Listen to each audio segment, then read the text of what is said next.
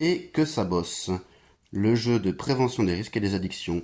Petite présentation des premières compétences qui sont liées au cycle des addictions et au comportement à adopter. Alors, début de jeu, chaque fiche personnage que chaque stagiaire aura va devoir piocher une carte addiction. Donc, par exemple, le premier joueur va piocher une carte à votre personnage a une addiction, la cigarette. Donc la cigarette, c'est un produit addictif, c'est une drogue légale.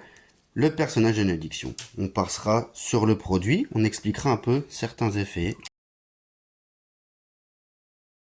Et donc on a toute une pioche avec beaucoup de dessins différents qui vont nous faire penser à différents produits, à différentes habitudes de vie. Et on va d'abord avoir un premier temps d'échange sur les addictions pour parler de tout ça. Le premier objectif pédagogique qui est de différencier ce que c'est qu'une dépendance et les cycles d'addiction.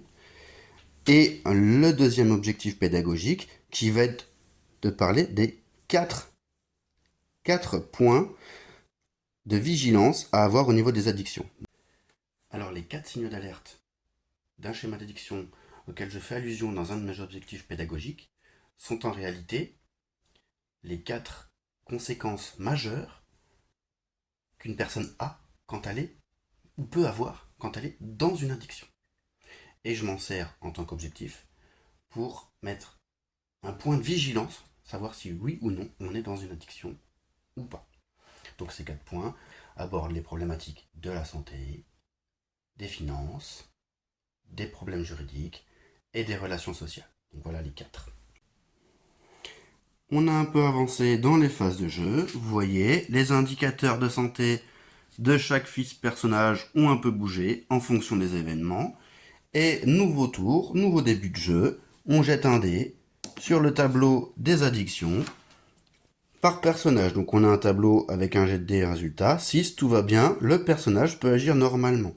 Si par exemple ce dé avait fait, admettons, un 4, le 4, ça serait quoi? Sensation de manque. Le personnage prend un pion charge mentale. Je l'ai mis 2 fois, la sensation de manque. Une fois pour les douleurs physiques, une fois pour la charge mentale. Ça, je l'explique dans mes animations. Chacun des mots sur les exemples de signification du jet de dés va correspondre à des mots précis, à des phases précises dans le cycle des addictions.